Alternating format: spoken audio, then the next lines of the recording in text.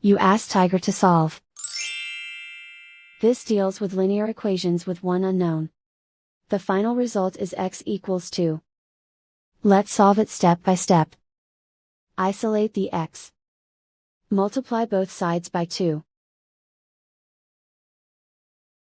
Group like terms. Multiply the coefficients.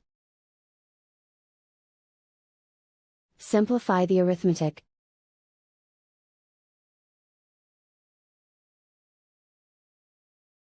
Convert the x into a positive number. Multiply both sides by -1. Remove the ones. Simplify the arithmetic. And so the final result is x equals 2.